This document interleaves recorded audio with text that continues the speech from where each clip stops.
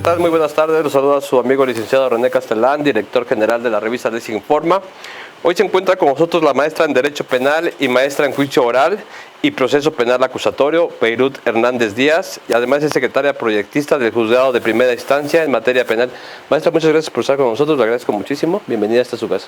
Gracias, licenciado, muy amable en aceptar que yo viniera a este lugar. Gracias, acepto con mucho gusto esta invitación. Es un honor para mí estar con ustedes. Lo agradezco a usted. Mire, tenemos con usted un tema que queremos tratar, que es el acceso a la justicia para las mujeres. Iniciemos, maestra. ¿Qué tiene que hacer una mujer que sufre violencia familiar para sentirse protegida por la ley? Bien, este tema de acceso a la justicia es un tema muy importante porque precisamente se ha generado con motivo ahora de la pandemia, de la nueva normalidad, como que mucho auge para tener información respecto a qué tengo que hacer para tener acceso a la justicia, ¿no? Por principio de cuentas tendremos que acudir a nuestros centros de justicia para la mujer, que existen varios en diferentes puntos, de hacer una denuncia, la denuncia correspondiente y hacer del conocimiento. ¿Para qué? Para que de esta forma tengamos acceso a la justicia desde tres ámbitos muy importantes, que sería el ámbito jurídico, el ámbito médico y el ámbito psicológico, pero también el legal, que es el más importante, ¿no? Este sistema de justicia que se ha implementado con motivo de las recomendaciones que también ha recibido el Estado mexicano, ha sido importante en la implementación de un acompañamiento para la víctima desde esos niveles donde sufren violencia. Hay muchísimos tipos de violencia que se han identificado con motivo de estas actividades, y bueno, para que alguna persona del género femenino se advierta con violencia, que también déjenme anotarlo que no siempre identifican esos motivos o modelos de violencia, tipos tampoco. Entonces habría que ver que cuando yo me advierto en ese cuadrito, en ese espacio, en esa hipótesis, lo primero que tengo que hacer es acudir a un centro de justicia para las mujeres. ¿Qué es el Ministerio Público? Es la Fiscalía General, Okay. o el Ministerio Público, como muchos lo conocemos así, y ahí me dan información relacionada para canalizarme a el sitio especializado en donde podré tener estos servicios. Maestra, pero yo como abogado postulante me ha pasado muchísimo que las mismas mujeres les da miedo porque son amenazadas, porque cree que la autoridad inclusive no les va a hacer caso. ¿Usted qué opina de esto? Así es. También al respecto también he escuchado algún tema en relación a que es muy tardado, a que no tienen acceso a la justicia. Y aquí advierto varios modelos de victimización y revictimización, precisamente que se han tocado desde temas de victimología propiamente, pero me parece que el Estado mexicano ha implementado tratamientos importantes para generar que esa sensación que tienen las víctimas vaya disminuyendo. Anteriormente sí acudían a los centros de justicia y se tardaban mucho, ¿no? Pero esta tardanza no quiere decir que sea ineficaz, digamos, el servicio, sino por los niveles de atención que les están brindando. Les decía yo, estos niveles de atención debe de ser primero uno médico, deben de ser examinadas por un médico general, y si tiene alguna patología, alguna enfermedad, algo, lo van canalizando, ¿no? También tenemos una atención psicológica, y esa atención psicológica normalmente tiene que ser desde varios aspectos, no puede hacerse en 5 minutos o en media hora, entonces ahí es donde se llevan también un poquito de tiempo. Y finalmente la atención jurídica, el acompañamiento que se va dando desde los asesores jurídicos, de los abogados victimales, que también así son conocidos, que nos van a decir qué es lo que podemos hacer, qué tipos de medidas puedo solicitar, cuál es el alcance desde una perspectiva penal, familiar o civil, que son los alcances que pudiéramos tener como medidas de protección. ¿Qué puede sugerir a las mujeres en este momento que les da miedo denunciar? Que no tengan miedo, principalmente en el momento en el que solicitan la atención, el Ministerio Público implementa propiamente medidas de protección en donde ellas se pueden sentir seguras. Hay refugios incluso, si no quieren regresar al domicilio una vez que ya han denunciado. En algunos momentos pasaba que decían, es que voy a regresar a mi casa y como sabe que ya estoy aquí, obviamente me va a violentar más, ¿no? En ese momento también se le puede proporcionar una asistencia en donde ya no tendrá que regresar a su domicilio, podría acudir a algún refugio para que ella se mantenga con la seguridad, ¿no? En otro caso, que también tiene que ver con el motivo de las medidas de protección, se le puede pedir la salida del domicilio a la persona agresora, con la finalidad de que la víctima, la mujer que ha sido violentada, tenga una seguridad. Y desde los diferentes modelos de prevención, que esa es la intención principalmente, se genera, por ejemplo, el acompañamiento desde la revisión por parte de las policías de la Ciudad de México o de las instituciones pertinentes para que se vayan revisando a las mujeres, ¿no? El que es conocido como Código Águila se implementa y desde esa perspectiva, estando en su domicilio, puede mantenerse un poco más segura. ¿Qué normatividad es la que protege a las mujeres? Existen diferentes normatividades, la normatividad nacional y la internacional. De la que les hablo de carácter nacional es la Ley General de Acceso a las Mujeres a una Vida Libre de Violencia. También tenemos la Ley General, la Ley de Acceso a las Mujeres a una Vida Libre de Violencias para la Ciudad de México, y esas son de carácter nacional.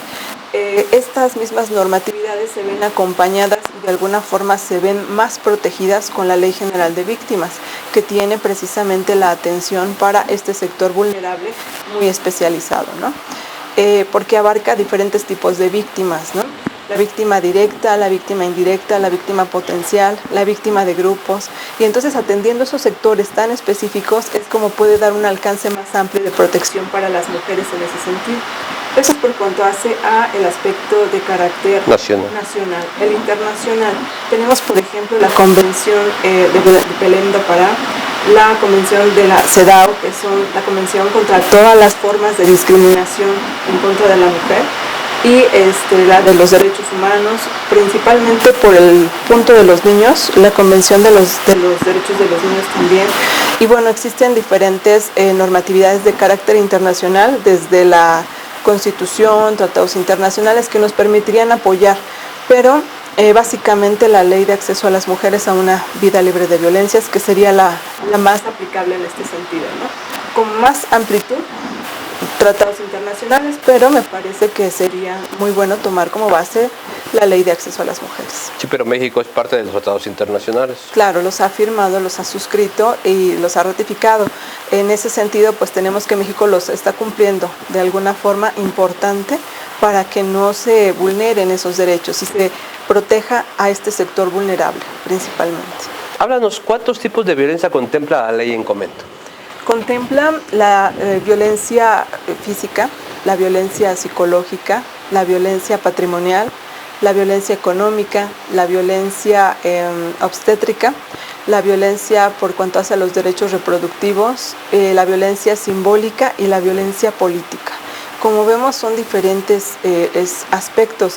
Esos son tipos, pero son las formas en cómo se puede causar el daño a una persona.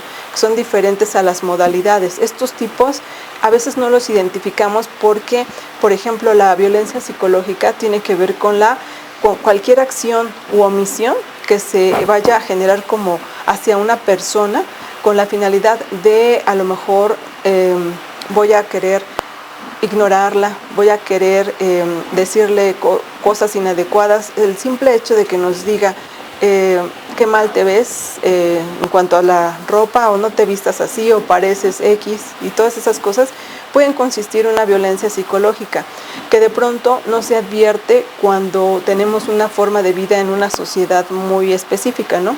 Hablábamos de, por ejemplo, sociedades en las que de pronto las mismas autoridades, cuando van a denunciar una víctima, dice: vengo a denunciar el delito de violación o de abuso sexual.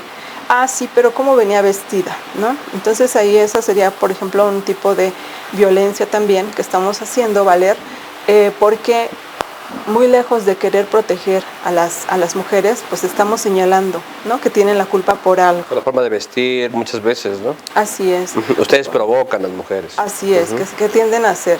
Antes muchas víctimas precisamente tendían a comentar: no, es que yo no voy a denunciar porque lo primero que me dicen es que si voy a denunciar, por ejemplo, la desaparición de una persona, de una mujer o de alguien, me dice, estará con los amigos, andará con el novio, y todo antes de implementar mecanismos de atención. Con estas nuevas herramientas desde la perspectiva jurídica, ya la acción es un poquito más amplia. Ya dejamos de lado, por ejemplo, paradigmas como ese y estamos reservando precisamente la atención exclusiva para encaminar a encontrar a la víctima, a evitar la comisión de algún delito. Por ejemplo, hay un tipo de violencia que me faltó mencionar, que es la violencia feminicida. Está entendida como la máxima expresión de las violencias, ¿no? Entonces, por ese motivo, un poquito regresándome a la pregunta anterior, me gustaría recomendar que no se limiten, no se callen, no se aguanten, ¿no? Que siempre tengan la oportunidad de denunciar. Me parece que el sistema de justicia está cambiando y está cambiando para bien con la finalidad de atender ese tipo de cosas. Uno de los objetivos que tiene esta legislación es precisamente evitar y prevenir la comisión de los delitos. Estas violencias feminicidas de pronto generan que con esa tendencia vaya siendo como que la violencia extrema, ¿no? Y no identificamos, por ejemplo, lo que vemos ya en muchas instituciones, incluso las escuelas, el violentómetro, ¿no? Que va desde un desdén, desde una broma, desde un apodo a lo mejor, hasta cosas más graves como golpes, no sé, mutilaciones y cosas muy graves. Entonces, por eso, regresándome un poquito a esa parte, no guardar silencio, sí denunciar, hay mecanismos idóneos y precisamente desde el acompañamiento médico, psicológico y legal, siempre van a tener una respuesta adecuada, porque van a tener ese acompañamiento. Maestra, me llega a la mente esa canción, por ejemplo, que habla de que mátalas con una sobredosis de ternura. ¿Qué nos puede decir usted de esto? ¿Eso es ser machista? ¿Eso es ser agredir a las mujeres? ¿Usted qué opina? Me parece que sí, precisamente nosotros tenemos un espacio en donde analizamos este ámbito de que de pronto generamos como sociedad una aceptación a ese tipo de violencias, ¿no? Psicológicamente hablando está comprobado que nosotros ponemos atención los primeros 10 minutos. Una canción de esa naturaleza dura 5. Y si la mayoría de las estrofas lleva mátalas por... Sí, una sobredosis de ternura, algo así. Y la palabra más fuerte, me parece que todo el tiempo es mátalas, ¿no? Con algo, con lo que sea, con ternura, con flores, asfixialas con besos y no sé qué. Exactamente. Entonces todas esas cosas, a lo mejor muy lejos de entender que en realidad se están refiriendo a un punto como, a lo mejor como de amor o de romanticismo, me parece que sí está como que, pues no violentándolas directamente, pero sí incitando a que sea de esa forma, ¿no? A ver, ahora le voy a comentar. Y ahora vamos a hablar de esta canción de que falso, enano, mentiroso, por ahí va, ¿no? Sí. Ah, sí. O rata de dos patas, ¿no? Ajá. Esa va dirigida a nosotros los hombres. ¿Ahí usted qué opina? Me parece que también es una forma de incitar a la violencia, así es. Yo siempre he sido partidaria de informar a mis amigos en los espacios en los que me encuentro con ellos, de comentarles que la violencia jamás se va a combatir con más violencia, ¿no? Claro, estoy de acuerdo. Y que muchas veces la forma idónea de intervenir desde esta perspectiva será tomando conciencia y educación. Ya lo decía nuestro jurista y becaria, nos decía, habrá que analizar que los mecanismos y modelos de prevención nunca van a ser tan eficaces si no van acompañados de la educación. Entonces me parece que es un punto importante ahí, educar para saber qué sí es violencia y qué no es violencia y cómo hacerlo. Otra de las cosas que, por ejemplo, yo he platicado en espacios donde se analizan estos temas es que, por ejemplo, hay canciones que las mismas mujeres cantan, ¿no? Por ejemplo, les había yo puesto en algún momento de ejemplo esta canción que dice de contrabando. Vamos a vernos de vez en cuando. Entonces les decía yo a los chicos, ¿les gustaría que su hermana, su mamá, la niña chiquita que ustedes tienen en casa comentara eso o hiciera eso? Entonces, ¿por qué lo fomentamos? Lo fomentamos desde que lo ponemos en la radio, desde que la cantamos a todo pulmón, comentaban ellos. O sea, con sentimiento. Así es. Y entonces eso de pronto va generando una ideología que se nos va quedando en la mentecita, ¿no? De que, esta es la forma en la que se ama, está perfecto. Esta es la forma en la que vamos a reaccionar, está perfecto. Y son formas y mecanismos que se van generando, pero como una estructura social, no tanto como digamos, como una enseñanza, ¿no? Y eso sin considerar las innumerables canciones que ahora vemos con motivo del reggaetón. Sí, son más fuertes. Que me parece que son más fuertes, Así ¿no? es. Entonces, pues me parece que sí son motivos o mecanismos de violencia en donde nosotros mismos permitimos esa información. La forma de bailar. Así es, y que es muy desafortunado porque, por ejemplo, veía a una niña de 6 años que bailaba impresionante, sí, el reggaetón, pero es acompañado, son movimientos, pues obviamente que son muy eróticos para esa edad, ¿no?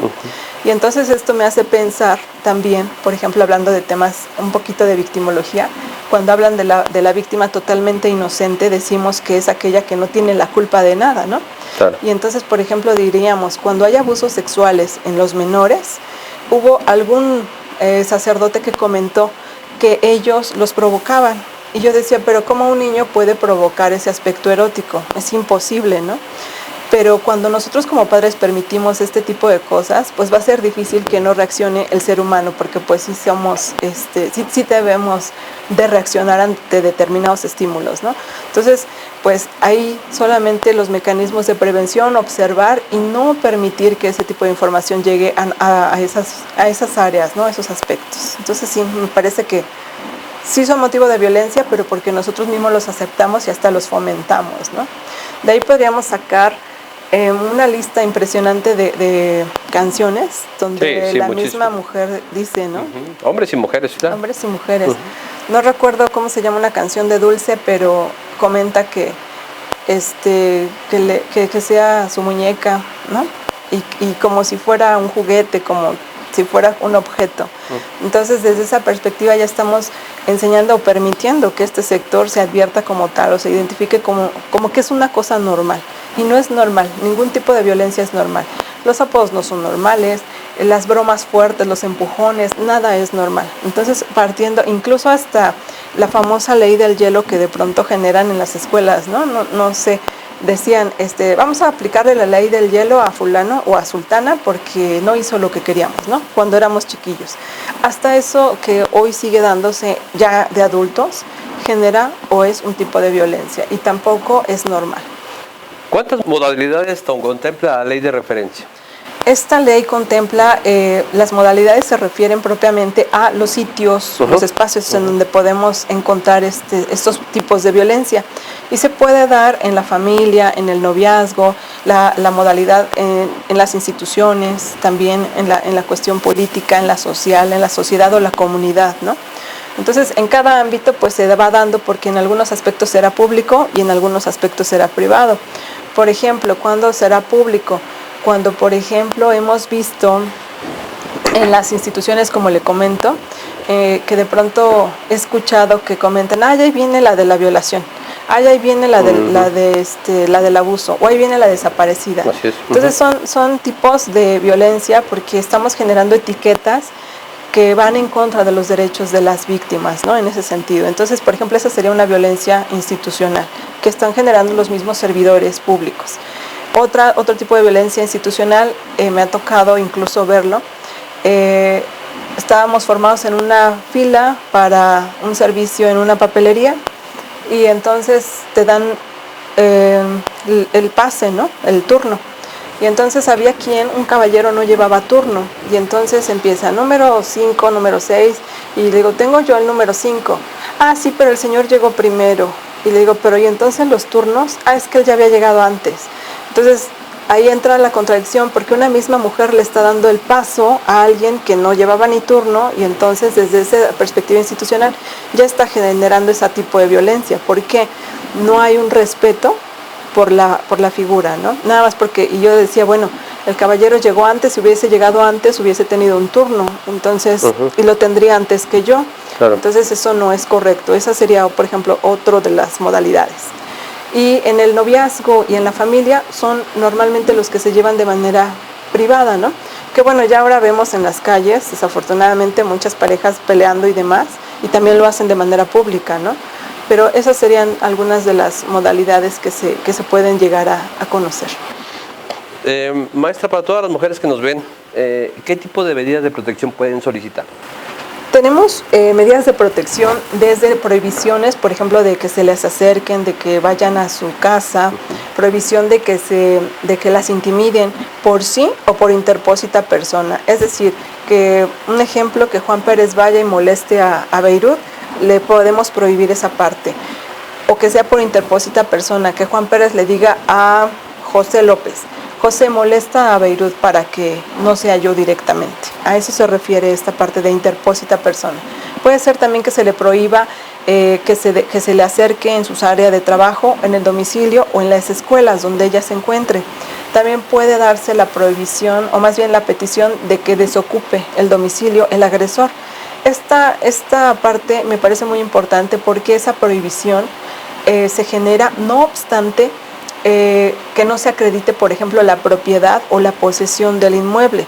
Si ahí se ha dado o ha sido el lugar en donde se lleva a cabo la violencia, el agresor tiene que salir, tiene que desocuparlo, por el tiempo que estime la ley, ¿no? Que son 60 días con una prórroga de 30, y en casos muy extremos se pueden conceder de manera indefinida con una revisión trimestral. Pero esta es muy importante porque no se vulneran derechos, por ejemplo, del agresor, a pesar de que se le saca del domicilio. Se puede prever que él saque sus pertenencias, saque algunas cosas con las que pueda vivir, pero no se le está diciendo que jamás va a volver a ingresar, ¿no? Sino que solamente por ese tiempo se retire del domicilio. Otra de las cosas que podemos pedir como medidas será también la de solicitar, en todo caso, la reinserción al domicilio. Hemos visto en algunos casos que, por ejemplo, se pelea a la pareja y le dicen, no sé, vete de aquí, ¿no? O retírate de mi casa, porque asumen que es su casa. Entonces, pues ella tiene que ingresar para que se le entreguen documentos, a lo mejor también que se le entreguen pertenencias de uso cotidiano, ropa, documentos, pasaporte. Una reforma importante ahora en marzo del 2020, en donde ya se pide también que se le permita que se le entreguen los documentos incluso hasta de los hijos si hay menores de edad. En ese sentido también eso podemos pedirlo. Otra cosa que podemos pedir es que se realicen, por ejemplo, a lo mejor que se asegure el reingreso de la víctima, pero con medidas de seguridad, que uno se asegure que no va a correr riesgo. En este sentido me parece un poquito complicado porque en la práctica nosotros hemos desarrollado, por ejemplo, esta diligencia. Vamos, acompañamos a la víctima, la tratamos de reingresar al domicilio, pero en el domicilio no solamente está el agresor, muchas veces está la familia del agresor, ¿no? Y entonces a veces también ellos fomentan ese tipo de actividades y es muy difícil dejar resguardada a una persona en esas condiciones. Entonces ahí se sugieren otro tipo de medidas. El que le mencionaba hace un momento, el denominado Código Águila, y también existe una solicitud de auxilio en cualquier momento y lugar en el que se encuentre. Esa también es una medida que se puede solicitar. Pero ¿a dónde me debo de dirigir, maestra? ¿Al Ministerio Público? ¿A la Fiscalía? ¿A dónde? Para pedir esas medidas de protección. Para pedir esas medidas. Es necesario que acuda al Ministerio Público perfecto. Para que se incluya el Ministerio Público, pero hay algunos que son denominados Centros de Justicia para la Mujer. En cada localidad tenemos uno y ahí podemos acceder perfecto. ¿Por qué es necesario acudir a ese sitio? Porque para que podamos tener, digamos, el estándar probatorio es mínimo, eso sí debo aclararlo, es mínimo para poder solicitar ese tipo de medidas, pero como básico se requiere de un expediente único. ¿Qué contiene ese expediente único? Va a contener una cédula en la que se evalúe el riesgo que tiene la víctima. A lo mejor va a ser un riesgo bajo, medio o muy alto, ¿no? Y de acuerdo a eso, el órgano jurisdiccional muchas veces tiene la posibilidad de sumar o de restar a lo mejor también algunas de las medidas solicitadas, ¿no? Además, le van a practicar una evaluación psicológica que nos va a reportar cuál es el estado en el que se encuentra y a partir de ahí garantizar la reparación del daño posteriormente. Y además, en el aspecto físico, desde una evaluación médica. Entonces, por eso es muy importante que vayan a la Fiscalía, ante el Ministerio Público. ¿La agencia especializada? Agencia especializada. Normalmente se llaman Centros de Justicia para la Mujer. Para la mujer, claro. Pero También de mencionar que en el caso de que yo no acuda, por ejemplo, al centro de justicia, puedo acudir al juzgado que esté de turno. Perfecto. Para solicitarlo. No es necesario que yo haya acudido al centro de justicia. Si yo voy ante el juez que esté de turno, pido audiencia, la audiencia se va a generar. Durante la audiencia voy a poder ofrecer a lo mejor pruebas en donde puedo solicitar esta revisión médica, psicológica, para que permitamos realizar esto. O sea, no es necesario que vaya a la MP, pero sí va un poco más, con más sustento cuando va del Ministerio Público, porque ya llevó los dictámenes y la evaluación psicológica y médica de la que les hablo, ¿no? Pero no es exclusivo, vaya. ¿Esas medidas de protección cuánto tiempo duran? ¿Tienen un tiempo específico? Sí, las podemos solicitar. El tiempo máximo por el que se solicitan son 60 días. Sin embargo, comentaba hace un momentito que si la autoridad judicial o la necesidad de volver a requerir ese tipo de medidas se advierte, puede ser que yo solicite una prórroga hasta de 30 días más para que se estabilicen las cosas. Si no obstante que ya ha pasado ese tiempo, la agresión y la violencia continúa, el órgano jurisdiccional tiene la posibilidad de dejarlas vigentes hasta que se disminuya, digamos, o desaparezca ese motivo de violencia con una revisión trimestral. La podemos ir revisando trimestralmente. Perfecto. Pero de primer momento lo dan por 60 días de manera general. ¿Y si no se cumplen esas medidas? Podemos tener acceso a alguna medida que pudiera imponerme el órgano jurisdiccional, que van desde multas hasta arrestos. Eso con independencia del delito que pudieran cometer en el momento en el que están desarrollando el tipo de violencia, ¿no? Por ejemplo, que yo haya dicho que me violentan de manera física y que en ese momento solamente pedí medidas de protección. Sin embargo, con motivo de esa violencia física, a lo mejor tuvo una cicatriz permanente en la cara, ¿no? Visible en cara. Y a lo mejor eso se actualiza el tipo penal de lesiones. Y entonces va a ser diferente, ¿no? Ahí podríamos ver que es diferente. ¿Cuál es el nivel de cumplimiento de los compromisos internacionales en materia de protección a la mujer por parte del Estado mexicano? Gracias. Me parece que es muy amplio. El nivel de cumplimiento de un 100%, yo estaría hablando ya de un 90%.